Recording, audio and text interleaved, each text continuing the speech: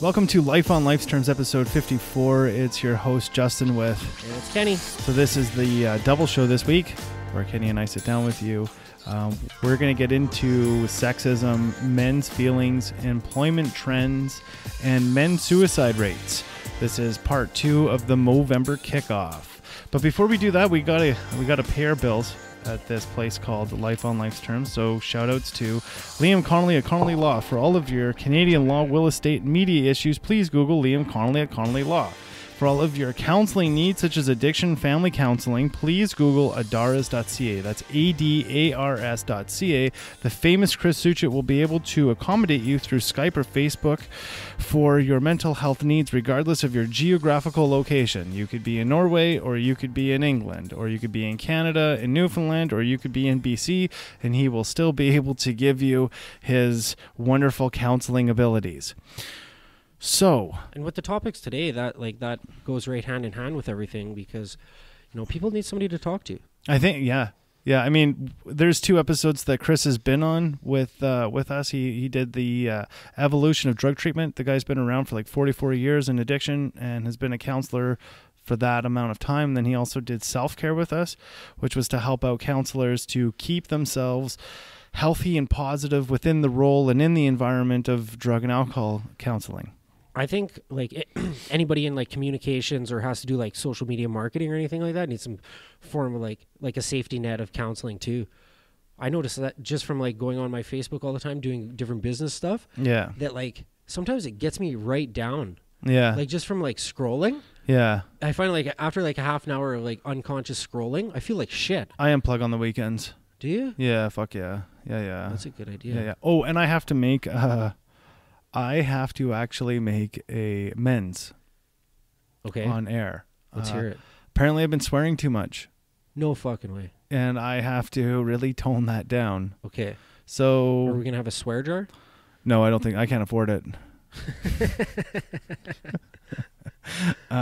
So I'm going to tone it down. I'm going to tone it down as much as I possibly can, but just know that sometimes I think for Canadians we don't really hear swearing so much on live air radio things. Yeah. So what ends up happening is we abundantly use it when we're able to use it. Our speech is definitely more constricted in Canada than anywhere else in the world, especially America. Well, maybe not anywhere else in the world, but definitely in regards to America, our speech is way more constricted. So when we have these liberties as swearing on air, so on and so forth, I think we take them a little bit more readily. And I've been made aware of that. I don't trust somebody if they don't swear. I used to say that about people who drink. But now I don't drink, so had to learn how to trust myself, right? So I want to kick this piece off with the sexism piece. So I'd like you to read the definition of sexism that I got from the internet, but I want to set up the premise of where this definition comes from. This is actually the Webster Dictionary definition, so shoot. Okay, sexism, it's a noun. Prejudice, stereotyping, or discrimination, typically against women on the basis of sex. It's synonymous with sexual discrimination, chauvinism, gender prejudice, gender biases, and yeah. So this is the question about sexism. Is sexism the object to create division in between the sexes? Because at this moment, I feel that there is a lot more division between men and women today than there ever has been before in future. In what sense, though? I think that women and men are more polarized now than we've ever been before. And I think that feminism has changed since its conception to today. And I also think that because of that change, it's like this. You and I both work in the not-for-profit world. Yeah. And let's face it, bare facts are if we actually fix the problem, our industry would die. I'm fully volunteered for that. Yeah. Okay? I actually want to see an end to my not-for-profit, but I can tell you Hope Mission does not. They don't want an end. They are creating and perpetuating a business. Okay? And there's other not-for-profits out there that do the same thing. Red Cross is very particular because, I mean, there's always going to be atrocities or doctors abroad. There's always going to be a need for them because there's always shitty things happening. But let's face it, if we really wanted homelessness to end, we could do that. However, it's not really in a way that will perpetuate business. This, in my opinion, well, if you fix homelessness, then the jails will be empty almost. Well, everything, right? Everything. Yeah. It would make a more amicable society. But I'm using this as a premise of the same thing with feminism. So sexism is almost an equality issue. Okay? Yeah, I agree. So if it's on the premise of equality, well, women genetically can't pick up as much as a woman on a basic term. Women can't pick up as much as a man, you mean? Yes, yes. And men are not as likely to be nurturers genetically. Okay? So I'm saying let's get past, let's recess a little bit. Okay? Let's go back a little bit and let's look at man as an animal, not as this social being. Okay? So as an animal, we're not nurturers really by nature. We hunt. We murder things.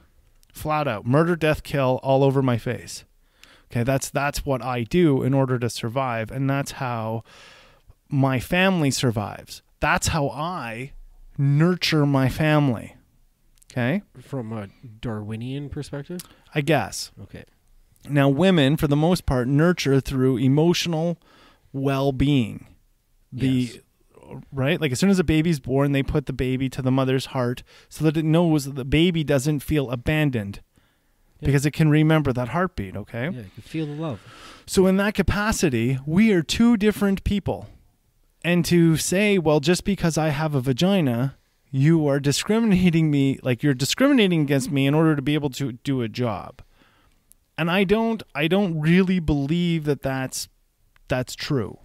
I mean, I've done physically, like very physical jobs in the past, like being a slasher in the bush. It's a very difficult job to sling a chainsaw all day long, cut 2 or 3 kilometers or 5 kilometers worth of bush in a day, banks and survey or whatever the hell I was doing. The fact of the matter was the job was very, very difficult. I used to be able to pick up an 800-pound quad out of muskeg when it got stuck in the middle of fucking nowhere. Okay? There's not many women in the world who can do that. I'm not saying that none of them can. I'm just saying there's not many. It's more in the majority that women can't do that than can do that. Just because biologically they're smaller. That's right. And the majority of men can do that, as opposed to there's a minority of men who can't do that. I'm the minority. I think you'd be able to do it. No, man, I'm a little guy. Yeah, but you got big arms. and there's definitely things that we just physically can do. And I think that sexism, really the way that is portrayed today, is basically we need to kill the patriarchy and it needs to become a matriarchy. And the problem is with that is we murder things. And we'll take that, and I'm going to go out on a limb and say this, we'll take that for a little while until we feel more suppressed. Because I feel generally men feel suppressed within the Western culture right now. Well, yeah, for sure. And like, if a guy was raised in a household where his dad paid the bills and went to work and his mother stayed home, and then he's now there in adulthood himself, and he has his own household, and when the female starts becoming the breadwinner, or the female makes the majority of the household decisions and calls the shots, I bet you, like, on a subconscious level, there's an effect from that leaves them insecure and feeling inadequate and feeling less of a man, which will fuel depression and other issues, possibly like suicide. Well, I think that's obviously the long term where we're going, right? And in the beginning of this sexism piece, I think the constructs of that sexism is, I think, like, sure, that can happen in our society, and it probably does to some degree. where women are probably more appropriate for the job than a man is. And granted, if they are more appropriate, they excel in the academia that it takes in order to be in that job, fine. However, on the other side of things, you and I both work in kind of a counseling place. Ish, yep. Right? Where we work with addicts, essentially. Yeah. Now, one of the issues that we consistently see is that we are inundated with women in this field, and that's fine. I mean, by nature, they should be. It's a nurturing field. That's kind of the niche of counseling, right? So if that's the case, I fully accept and I'm fully aware that there's going to be more women in this field, and that's fine. However, I feel as a man in this field, I'm ostracized. And the reason why I feel ostracized or I feel marginalized is because when I talk about men's rights, saying, well, this is the way how men really feel, what I get from the other side sometimes, and I think it's just because of maybe an indoctrination, I'm not quite sure, but sometimes what I get is, well, men shouldn't be like that. They don't take in effect what we biochemically are, right? Like you could teach an orangutan to sign language back and forth, or a chimpanzee, but guess what? They're still going to murder something in their tribe if they don't like it. That's just what they are. And there's a predisposition in women as there is in men to be what we are. There's an animal piece to us. Sure, society calls us and humanity calls us to be something more than that humanistic value. That animalistic value. Yeah. Yeah. But I actually think humans are animals. We're a kind of animal. I think that when we finally learn how to assimilate and adapt to society, that's when we become a socialite or a societal being. I think when we're children, we're still an animal. I mean, we're vicious to each other in the playground. It's horrible. Children are mean to each other, and there's a reason for that. You're learning your pecking order in the world. That's what you're learning. Okay, there's a reason for that. There's a reason why children rise in their social hierarchy and others fall and they drop, and because this is the amicability that you need to learn with adaptability in order to be successful in society. Not successful in the context of money and jobs, successful in you don't blow your brains out. That's success. You don't let it get to you, right? You learn that in the playground. That's what you learn, right? There's a reason for that fighting back and forth between kids, right? And to sit there and say, oh, well, kids are shitty, blah, blah, blah. And I'm not endorsing bullying. I don't think that I was bullied and tormented as a child like you have no idea. And I think we all have that story, right? But what did it give me? It gave me the ability to adapt, overcome, and move on. It didn't give me a me, woe is me, a cope of fuck, my life sucks, and I'm going to slit my wrist. I did. I mean, I tried suicide first time at 9 years old. Not kidding, right? Real attempt. But what that had actually taught me was that's the easy way out. That's the sucker's choice. You know, that's not somebody who has honor and courage to trudge on in this wonderful world. Right? And so this sexism thing can be played both ways. The issue that I have with that definition is that it doesn't say that it's gender neutral, because men are affected by this. I mean, be a man, try to get a job as a counselor. It's very, very difficult. It's not as easy. Or go to school and university being a counselor or a social worker. It's not easy, especially if you're right-leaning. If you're right-leaning and you believe in something of libertarian values, you're pushed out. They don't like it. It's not directly pushing you out, but what it definitely is it's a signal. This might not be the place for you. You know? And you get that you get that continuously, even from the powers to be. Well, what about the males that are excelling in that industry? Show me. Us. Yeah, but we're not in a place. Sure, we may be executive directors and working with people, definitely. But this is because we we are in a place of give and take. Like, I don't actually, my counseling style. Do you think that we're in the position we're in because we were raised by our mothers? The majority of it? No. No? I think the reason why I'm where I'm at right now is because I think it's because I'm an actual example of change. Yeah. Because I used a program that put me in a place in order to be able to show other people through example, not by teaching, but by actual example, that I live by these principles within my life. Because my mother didn't give it to me. My mother gave me low self-esteem. That perpetuated my addiction. Yeah. Okay. You know what my father gave me was no responsibility because he was never there. What did this then allow me? This allowed me to go and play amongst the lions who were pedophiles. That's what happened. Long or the short of it. That's the quick bio of Justin's elementary years. I don't think you should call them lions. Well, they were, though, because they were essentially feasting on a lamb. I mean, I was a victim. 100% I was a victim.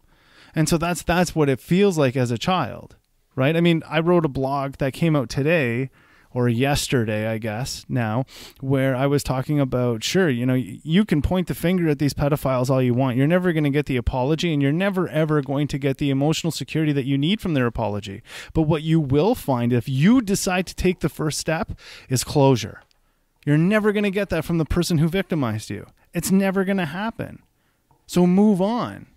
Move on. It's time for you to move on, regardless of if they're willing to give you your apology or not. Do you think, sorry to change topic here, do you think the definition of sexism derived to, or came to how it is now from the church? No. Okay. No, definitely it didn't, because I'm actually looking at a page right now where it says it comes from feminism. Feminism. So, like, the differences between 1970s feminism to feminism today was 1970s feminism, women just wanted to be able to participate within the world. See, remember I was saying in the premise of sexism that there has to be a perpetuation of a problem in order for an industry to keep perpetuating. Yeah. Feminism is an industry. It's not a problem. It's an industry. You know how many people make how much money off of women's rights and talking about this and talking about that, and the next thing that's the most horrible thing that's ever happened to them. Damn it all to hell at the reality of today. We're more equal now than we ever were before. And if we're not exactly equal, I mean, I've been in the field doing physical work where a female was unable to do that, and it was expected of me to do her physical portion. I have been put in the bush in very serious conditions with bears where there was no way she was going to be able to back my plate if things went sideways with the bears. There was no way. She was 105 pounds and I'm 215 pounds walking through the bush, and there's bears, black bears out around. We see them and they're hunting and stalking us. She's not helping me. She's fucking bait. Like, that's literally what it is at that point. And I'm being honest. I mean, what am I supposed to do? Sit here and lie and say, oh no, she was going to become Superwoman and fucking pull me out of the bush? No, that wasn't going to happen. The reality is I'm the one who's going to get stuck behind. I mean, you and I were trained our entire lives that who goes to war? Men. Yeah. So whose life is less? Mine or a woman's life? I honor the fact that they give life. That's number one in my world. Yeah. Right? What do? I give up my life because I kill things. That's what I do as an animal. The human animal of a man is to kill shit. That's what we do. Especially if you're an alpha male. That's just what we do. You look at Titanic. People have made this argument many, many times. Who slipped his life into the cold ocean? The guy did, not the girl. Yeah. Save the women and children. Right? That's the society that we really live in. I believe that it's more equal now than it ever was before. More equal and still more polarized. 100%. And the polarization needs to happen in order for the feminism or the feminist industry to continue. And really what I'm getting at, this is why the question came, is sexism the object to create division between the sexes? 100% it is. Yeah, it's definitely contributing. I think there's other objects in it too, though. But sexism plays a big part in the polarization. Well, I think that's the beginning. Yeah. Right? Because one of the things that I've come to understand in many, many conversations with my partner was this. She doesn't know what it is to be a man, and I don't know what it is to be her.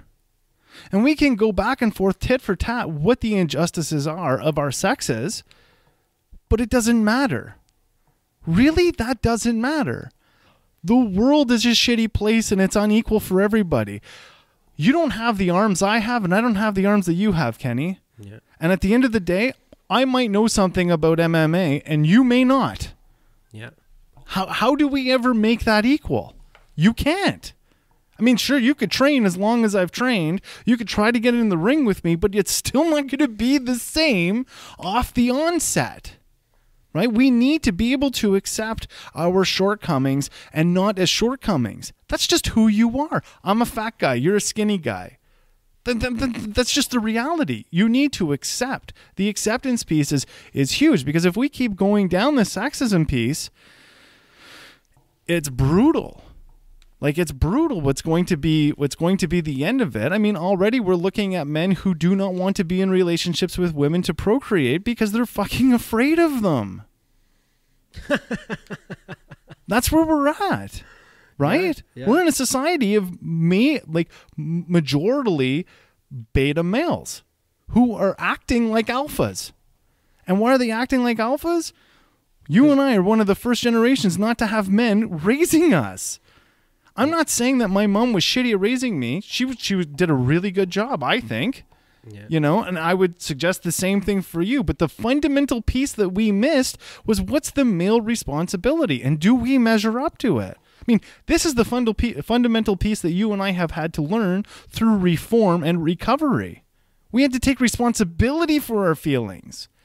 So the next piece to this segue is men's feelings. Our feelings as men are more difficult to show through articulation than action. Again, this goes back to the animalistic tendencies of a man. I'm unhappy. Boom, I punched you in the face. Yeah. Right? Yeah. Like, at its most primal instinct. Right? Aggression. Fight or flight, right? Our emotions, fight or flight or freeze. Our emotions put us in that state because, they don't teach emotional intelligence. And they don't separate emotional intelligence between male and female either, because it's different. Well, and I think one of the other things is definitely it's different. And I think it's disingenuous, and I think women are great at nurturers. I think that's a great predisposition attribute that a woman has. But the one thing that a woman is unable to teach a man exactly is how we feel. Who's dictating what feelings are? And who's dictating what the definition of feelings is? I think that trying to shoehorn or box in what a feeling is ridiculous. Yeah, it's hard to put words to it. Exactly. What society says, because we have a judicial system, I mean, it's only the last 200 years where they said murdering was bad. And you could actually get caught for it and go to jail. That's only 200 years ago. That's not really that long. One of our grandparents could murder and get away with it outside of war. Right? So, like, you think about the evolutionary process that's happened in our mind, recognizing that murder is bad. Right? And even, let's think, you had described a situation that just a little while ago where you were set off. We're not going to go into detail. Yeah. But you were set off, and the first thought in our mind, and this is okay being a human, is roundhouse kick that mother. I'm going to face. Where's the hole? Right? How many bags is this torso going to take me? Right? Like that's where we go. Anybody got a fucking mattress bag? You know what I mean? Like that's where and it doesn't mean that we're acting out on it. What it means, though, is that that's the primary thought of us. Right? We're not thinking about, I should be compassionate and empathetic and all. That's a fucking afterthought. Right? That's an afterthought. Yeah, but why is it like that, though? Well, that's because there's an animal piece in you. And society, this evolutionary piece that you came to where you're like, okay, I'm not going to kill this guy. Oh, I want to say it. Society sucks the animal out of us men. Well, I think I think it doesn't allow us to accept that that's a piece of us. And it's trying to change that predisposition. And the problem about that is that's like telling a dog you're not a dog anymore. Stop smelling asses to shake hands. That's literally what you're trying to tell us. It's okay for us to think these things. And if that's not the intention, that's the ultimate feeling that's happening. Right? It may not be the intention. However, that's how we're perceiving it as I'm not worthy. I'm disingenuous. Or sorry, not disingenuous. I'm excluded because of these thoughts that I have. I mean, how many times did you think that in active addiction? Normal people don't think this way. Lo and behold, majority of them do that are men, right? So there's the exclusivity that happens right then and there just by the general tone of society, by not talking about this animalistic trait that men have. And then what does that do to our mental health if we have to be and act a certain way that's disingenuous? It's disingenuous. We have to fake it. So now you get a facade, and this isn't a fake it till you make it scenario, because really this is like anger. This is trying to say, anger is one of those feelings. It's a primal feeling. That's a primary feeling. It's almost like we're like in a punitive way, we're forced to mask our thoughts and emotions. So when we look at that, trying to learn how to articulate our feelings, I think we have to not encourage what we are. I'm not saying to encourage it, but I am saying we need to recognize where our feelings are stemmed from. Yeah. And I'm not saying that men are just walking around wanting to murder everything, because I don't think that that's right either. But the primal piece of a little boy who's 5 years old and somebody pisses him off, he just wants to start hitting it. He doesn't understand. So you need to walk them from that place on. And I think because of the fundamental primal difference between women nurturing and men killing, this is where it's difficult for a woman to teach a little boy how to walk from killing something to getting to compassion and empathy.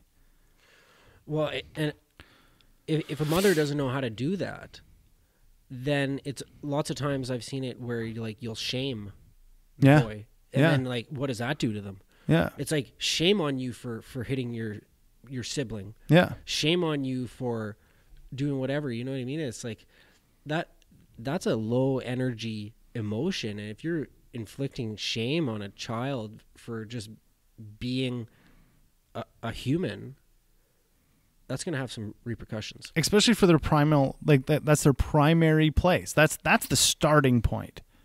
You know what I mean? That's the starting point of the human. And that's what I'm saying. That teaches us or reinforces the facade, the mask, I can't actually be me. There's something wrong with me, right? Here comes exclusivity. Yeah. And then as soon as you think that there's something wrong with you because you're shamed for feeling the emotions that just come naturally. And then with everybody else in society and media and everything that you see around you, next thing you know, you're in depression. You're suffering from a personality disorder because you don't know who the hell you are, because you were shamed for feeling a feeling that came naturally. Yeah, yeah. And I think, again, like I said, I think it's difficult. And I'm not saying that women can't do this, but what I am saying is that there needs to be it's like this. When you and I are counseling somebody, there comes times when we finally say, look, I need to call somebody in to help with counseling this, counseling you. You don't exactly say that, but you say, I think maybe you should go talk to a psychologist. Yeah. Here's a psychologist, go talk to this person, right? And the reason why we're doing that is because essentially you and I have recognized and accepted that this person has come to the limitations of our abilities. And that's fine. Yeah. There's more courage in saying, I'm at my limit, than let's trudge the road to unknown places where you may actually really fuck that person up. Yeah. Okay. And I think in this aspect, this is the same thing that needs to be learned. There's a place where, I would not suggest if I was raising a little girl on my own, being a man, that I'm going to teach her how to nurture. I would suggest probably that woman is, or that female, my little girl, when she grows up to be a male, or sorry, to be a woman, and an adult, is probably going to have more traits of less compassion, or it's going to be a gross overture of compassion, because that's not what I was able to teach her. You will see this in men who were raised by women. You'll see a gross overture of alpha male dominance, even though they're really a beta. You're going to see that acting happen, right? Because they were always told, no, you shouldn't want to hit that person. Yeah. What do you mean I shouldn't want to? Like, it just came. Yeah. Yeah. And then, like I said, again, the overture happens. You become this egotistical, maniacal, atypical male maniac. That's what you become, because you've been suppressed for how long, right? So it's very, very confusing. It's very, very confusing. And you always feel a deficiency based upon that, right? We kind of touched on this about the spread of employment earning, right? Women are making more money, and that's great. All the power to them. I mean, I think that there's definitely a new niche into the nurturing world, such as counseling and mental health and all of these things. And I think the shoe fits them in their primary state, like Cinderella with its slipper. I think that's great. What I do have concerns about, though, is like I said, in the position where I was, with being in the bush with a coworker who was female and could not back my plate in a very, very survivalistic job. I have almost died twice by exposure being in the bush, and if it wasn't for my assistant, I probably would have never made it out without that kind of teamwork. I didn't trust my coworker because of her physical inept. She was physically inept for the job. She couldn't do what was called of her. Not anything that was wrong. Like, it wasn't that she should have been able to. The problem was she just wasn't. She was incapable because she was only 105 pounds. That was the problem, So, like, this is the piece that I think for the employment piece, this is a recognition. We need to be able to accept our deficiencies. And I don't mean the word deficiencies in a negative way. I mean, like, accept who you are and move on from that. You know what I mean? Like, leverage your strengths. Mm-hmm. I mean, why would you, if you were a 95-pound woman, why would you want to be a firefighter? Can you carry a 280-pound person out of a burning building? No, but if men can do it, then I want to do it too. But see, this is the place where we come. And then the reality is well, equality means that this is the way how men feel. Some men may feel this way, is that I have to do more in order for equality to work. Right? Because like I said, again, from your early age, who dies first? The man. Exactly right. Chivalry is dead only because it's not endorsed in a healthy way. And that's the truth, right? Chivalry is dead because it's not endorsed in a healthy way. Because the unhealthy way is, fuck you, open the door for me. I'm a woman, I can get it myself. Okay, that's great. And then when the bombs start coming, go to war now. It's your turn. Men get taken first. That's the reaping, right? We're the ones who are on the front lines. Because women, in all honesty, give life. If they die, there's no more life to be given. So in that sense, I find women sacred in that sense, 100%. Yeah. 100%. I can't give a life. That's a miracle in itself. It's never going to happen, just like you're never going to find synthetic semen to get rid of us. It's not going to happen. You're not going to have a baby without semen from a human being. Yeah. There's no more Neanderthals walking around the earth in order to inseminate a female in order to make another human being that's something like us. It's just not going to happen, right? Homo sapien sapien sapien. Yeah, whatever that would be. So I think this is the lead up to the last piece of, are all of these factors contributing towards men's suicide rates? So I'm just going to shout out some stats that I have from Movember that I got right now. So it says here, men's health. On average, men die 4 years earlier than women in Canada. About 2 in 5 Canadians will develop cancer in their lifetime. Suicide prevention, 15 to 44 years. So imagine this. Suicide is the leading cause of death for Canadian males aged 15 to 44 years old. And in Canada, 3 in 4 suicides are men.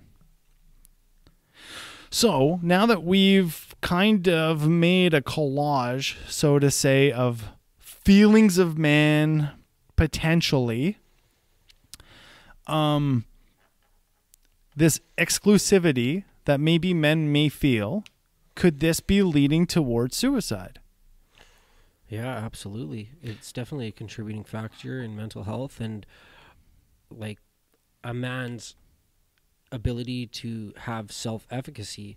Like, how can he believe that he can take care of his family if feminist groups are ostracizing the average man in the patriarchal household? As well, we've already said that there's a deficiency in us expressing our feelings, right? Yeah. So if there's a deficiency in us expressing our feelings, all of a sudden we have these feelings without being able to articulate them. Well, guess what our primal action is? If it's no good, kill it, right? So if we're no good, kill it. That's right. Why should I fit in society? Because you see, the piece is what we as humans do. We as men do. We are the equalizer. Right. If something was really going to jeopardize the values of society that we hold so dear, guess what men do? We go and kill it. When the Nazis were coming, guess what men did? They went and killed it. And that was a base of fascism. When all of a sudden, and sure, you can say that these are all bullshit ideologies that we went and killed. Well, okay, so let's put it this way. If it was something like the bubonic plague, guess what we were doing in the bubonic plague in France when people were dying from this stuff? We killed it. That's what we did. If you were infected with this thing, we killed it for the sake of society. So, I mean, I think that's one of the things that men contribute towards society just from our primal sense, is that if there's something that's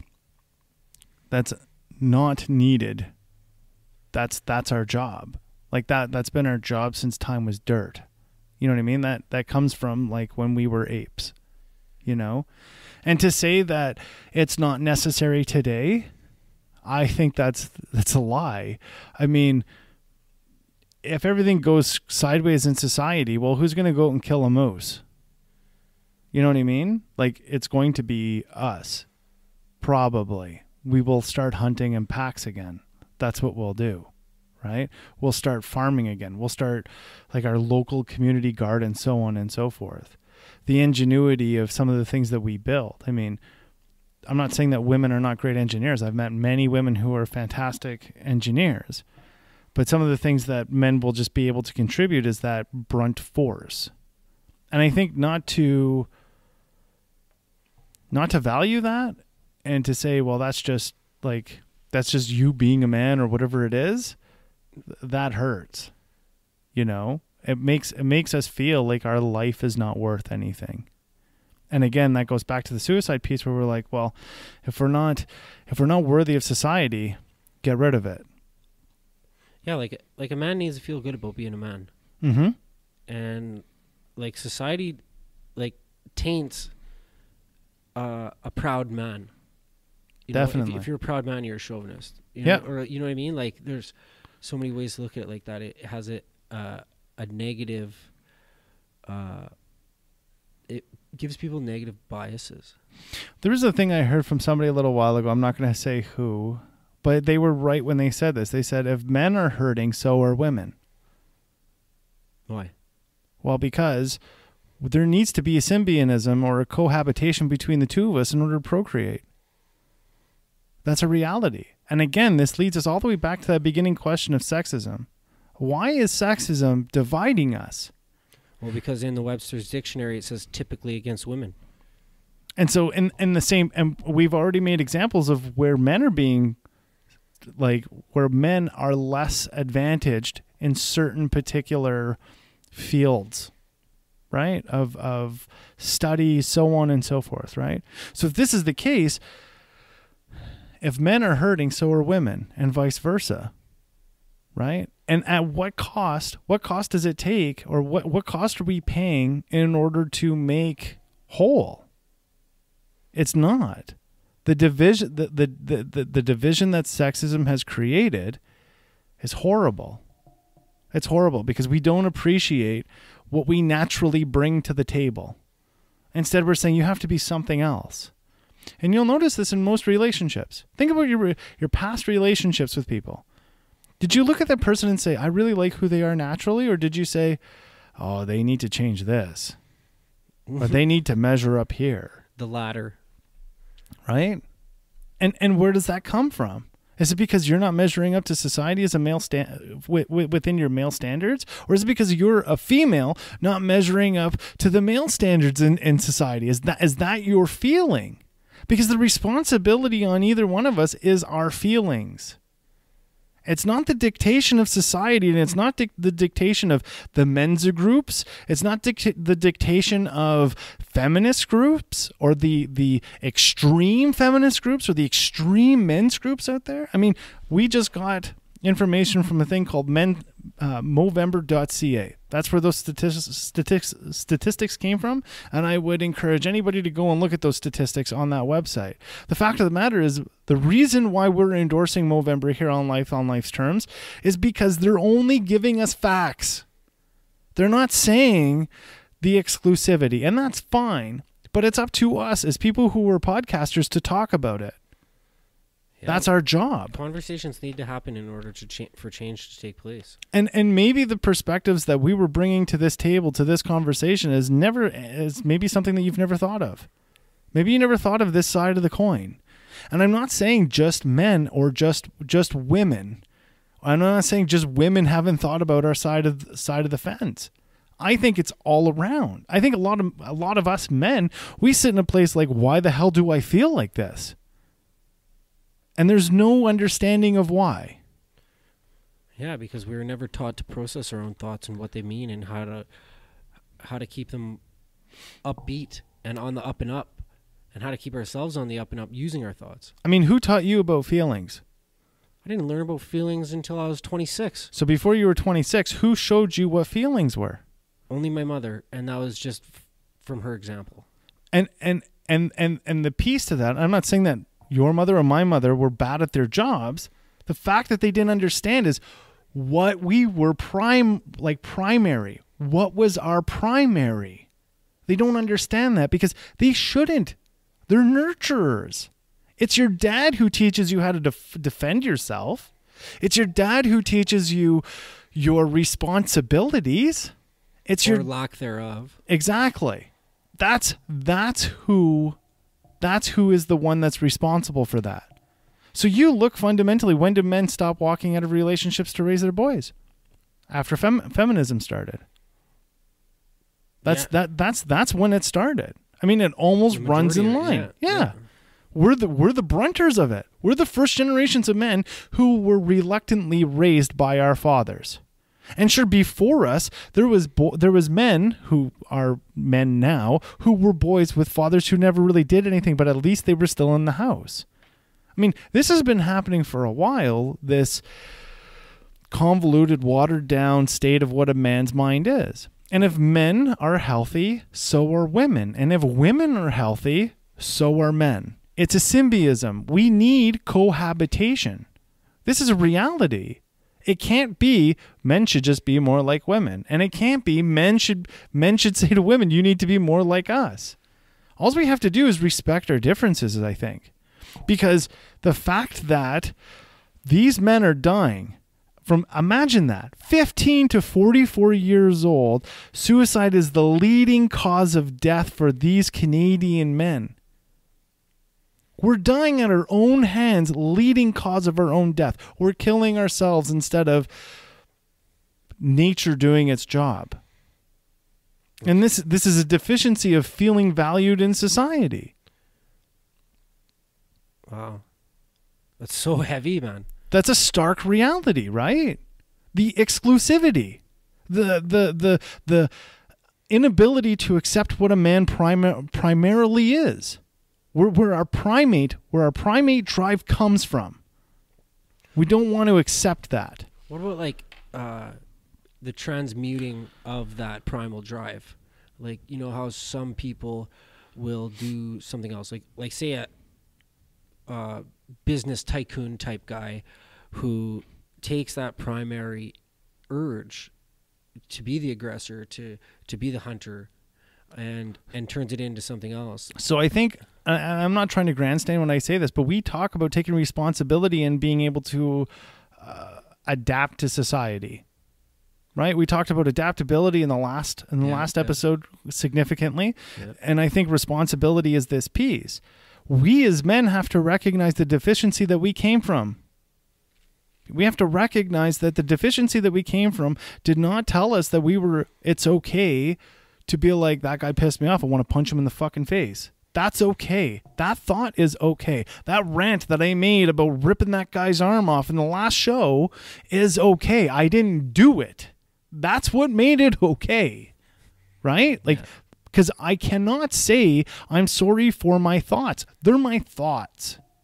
Right? Those are my feelings. Those are my emotions. That's what they are at that time. And it's okay that you have them. The fact of the matter is learning how to adapt into society in order to be a man. And the deficiency that comes from is that we are trying to say, no, you shouldn't even be like that. So for us men, we have to accept that's what I am. It's okay. It's okay. That's okay. Yeah.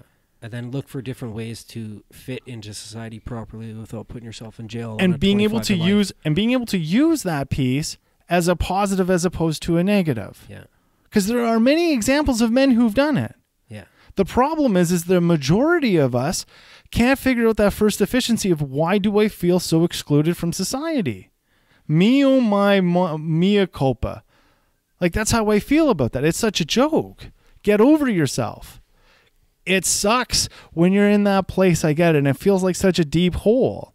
But the reality is you have to get out. Appreciate yourself, because when you appreciate yourself, you're going to find the opposite sex who actually appreciates what you are, because you're endorsing the best qualities out of you. And one of those qualities is that you are willing to go and do what it takes in order for your family to survive.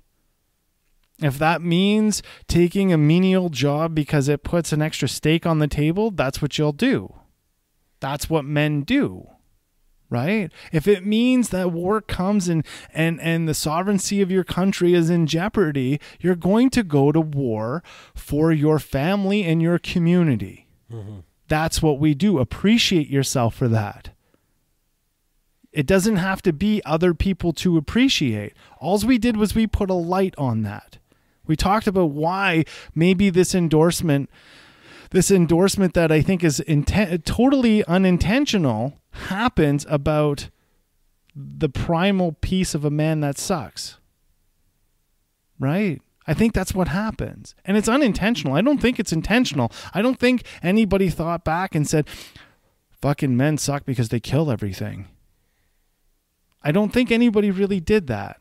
We just put the bacon on the table for thousands of years. Right? I mean, and that's in literal terms what we did.